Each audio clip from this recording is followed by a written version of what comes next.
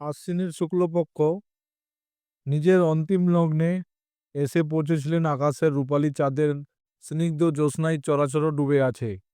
জঙ্গলে ঢাকা মহাশ্মশানের মাঝখানে কৈশোর পেরিয়ে যৌবনে পা দেওয়া যুবতীর ঘুঙুরের মতো শব্দ করতে করতে বর্ষার শেষ উজ্জীবিত তারকা এগিয়ে চলেছে। চারিদিকে বেশ কয়েকটা জ্বলন্ত চিতার আগুনের শিখা চোখে পড়ছে। দূরে শোনা যাচ্ছে আশেপাশে থাকা শিয়াল ও কুকুরের চিৎকার। এমনই এক মায়াময়ী পরিবেশে এক শিমুল গাছের নিচে এক বৃদ্ধ তার মায়ের দুটো পা ধরে অঝরে কেঁদে চলেছে। তার চোখের জল গিয়ে মায়ের দুই চরণে কল্পিত স্বরে সেই বৃদ্ধ বললেন, তোমাকে তো আমি দেখলাম, কিন্তু তোমার এই ভীষণ তেজ এই জগৎ সহ্য করতে পারবে না।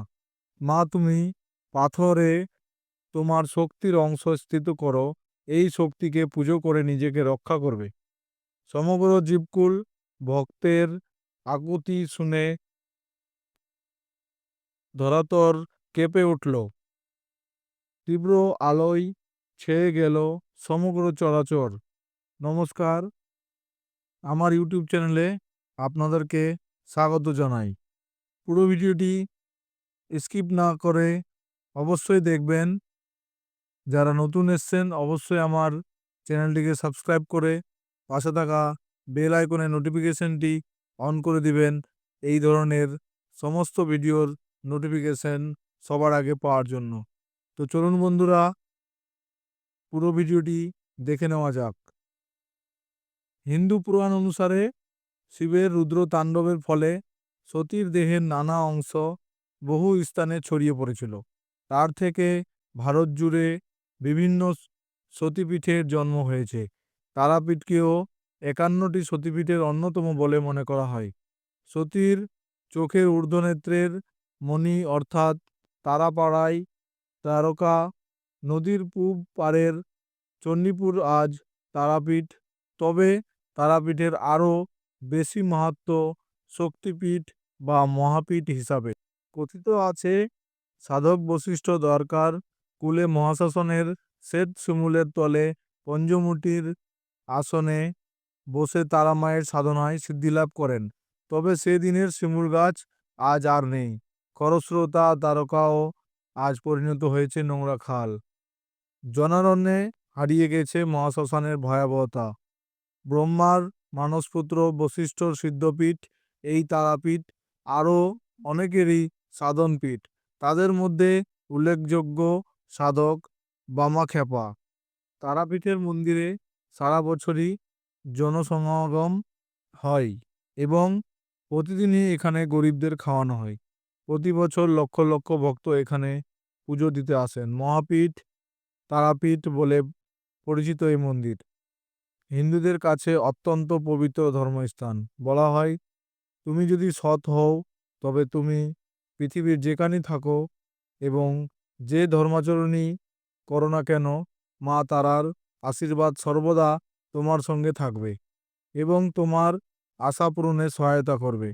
তোমার হৃদয় ও মনের যাবতীয় যন্ত্রণা তিনি দূর করবেন। তারাপীঠের বর্তমান মন্দিরের ইতিহাস প্রায় ২০০ বছর হলেও তারাপীঠের ইতিহাস কিন্তু দেড় হাজার বছরেরও অধিক। তার ইতিহাস প্রাচীন, আবছায়া, অস্পষ্ট এক অতীতের মধ্যে মিশে আছে। একদিকে ইতিহাস দলিল দস্তাবেজ আর অন্যদিকে পুরাণ ও লোককথা। সব মিলেই তারাপীঠের মন্দির এবং তারামায়ের কাহিনী এক অন্য স্থান দখল করেছে। তারাপীঠের বর্তমান মন্দির মল্লারপুরের জমিদার স্থাপন করলেও গল্পের শুরু জয় দত্ত সদাগরের কথা হতে। আজও মুখে মুখে চলে আসছে তার কাহিনী। আজ থেকে প্রায় ৮০০ বছর আগের ঘটনা। তিনি ছিলেন বীরভূমের রত্নাকর নিবাসী। একবার তিনি বাণিজ্যে প্রভূত সম্পন্ন অর্থ লাভ করে বাড়ি ফিরছিলেন। চলার পথে অসুস্থতায় মৃত্যু হলো তার প্রাণাধিক পুত্রের। বাড়ি ফিরেই ছেলের অন্ত্যেষ্টি করবেন স্থির করে তিনি মাঝিদের বললেন, পুত্রের দেহটাকে ভালো করে ঘি মাখিয়ে রাখতে, তাতে পচন ধরবে না। এদিকে সন্ধ্যা নেমেছে, রাত্রিটা তাই পথেই বিশ্রাম নিতে হবে। চলতে চলতে থামলেন এক বিশাল জঙ্গলের পাশে। স্থানটির নাম চণ্ডীপুর। রাতে ঘুম নেই জয় দত্তের। মৃত ছেলের দেহ আঁকড়ে রাত জাগছেন তিনি।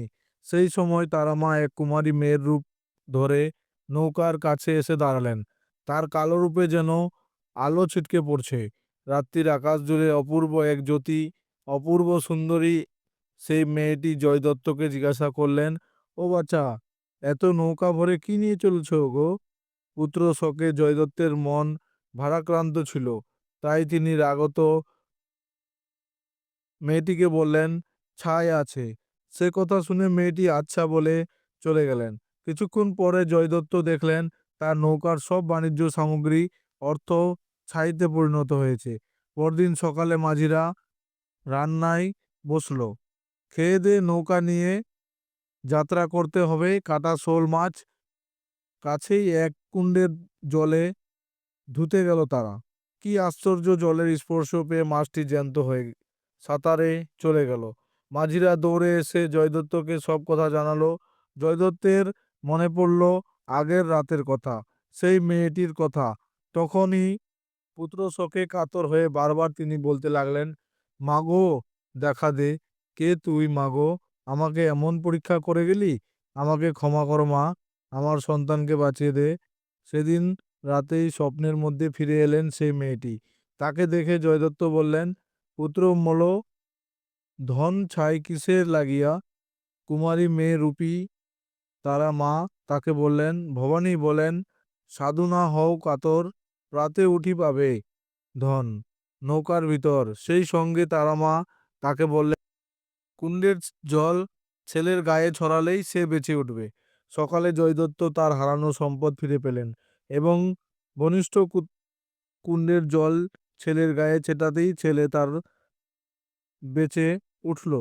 ছেলের মুখে তারা নাম শুনে বিস্মিত জয়দত্ত বুঝতে পারলেন দেবী তারার অলৌকিক কৃপার কথা। পুত্রকে ফিরে পাওয়ার আনন্দে তিনি সারাদিন বসে তারা মায়ের জপ করতে লাগলেন। রাতে আবার দেবী তাকে স্বপ্নে দর্শন দিলেন। তাকে আদেশ করে বললেন, এই জঙ্গলের মধ্যে একটা শ্বেতশিমুল গাছের নিচে একটা শিলা বিপ্লব রয়েছে। সেই বিপ্লবটি একটা মন্দিরে প্রতিষ্ঠা করে তার পুজোর ব্যবস্থা করবি। আমি হলাম উগ্রতারা।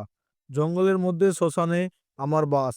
পরদিন সকালে লোকজন নিয়ে সেই বিশাল জঙ্গলে খুঁজে খুঁজে শ্বেতশিমুল গাছের নিচ থেকে শিলা বিগ্রহ আবিষ্কার করলেন জয়দত্ত। কাছেই পেলেন চন্দ্রচূড়, শিবের মূর্তি। বনিষ্ঠ কুণ্ড বা জীবিত কুণ্ডের সামনে তাড়াতাড়ি মন্দির নির্মাণ করে সেই শিলামূর্তি ও চন্দ্রচূড় শিবের মূর্তি প্রতিষ্ঠা করলেন তিনি। শুধু তো মন্দির প্রতিষ্ঠা করলেই হবে না, তার নিত্য পুজো দরকার। তাই জয়দত্ত কাছেই মহলা গ্রামের এক ব্রাহ্মণকে নিত্য পূজার দায়িত্ব দিয়ে বিদায় নেন। কেন এখানকার দেবী নাম তারা হলো, তাই নিয়েও আছে পুরাণের এক কাহিনী। সমুদ্রস্থলে উঠা বিষ পান করে শিব হয়ে উঠলেন নীলকণ্ঠ। বিষে জর্জরিত তিনি। সেই যন্ত্রণা থেকে কিভাবে মুক্তি পাবেন সহ দেবতা দেবী তারার কাছে গিয়ে বললেন শিবকে গরলমুক্ত করতে। দেবী তারা তখন শিবকে আপন সন্তানের মতো কোলে নিয়ে আপন স্তন্য থেকে অমৃত পান করাতে লাগলেন। সেই অমৃত পান করে শিবের বিষ জ্বালা দূর হলো। সেই যন্ত্রণা থেকে কিভাবে শিব মুক্তি পাবেন, সব দেবতা দেবী তারার কাছে গিয়ে বললেন শিবকে গরলমুক্ত করতে। দেবী তারা তখন শিবকে আপন সন্তানের মতো কোলে নিয়ে আপন স্তন্য থেকে অমৃত পান করাতে লাগলেন। সেই অমৃত পান করে শিবের বিষ জ্বালা দূর হলো। সেই থেকে দেবীর নাম হলো তারিণী। তিনি শিবকে তাড়ন করেছেন, এই বিশ্বকেও তিনি তাড়ন করেন। সেই তারিণী থেকেই তারা নামের সৃষ্টি হলো। পুরো ভিডিওটি দেখার জন্য ধন্যবাদ বন্ধুরা।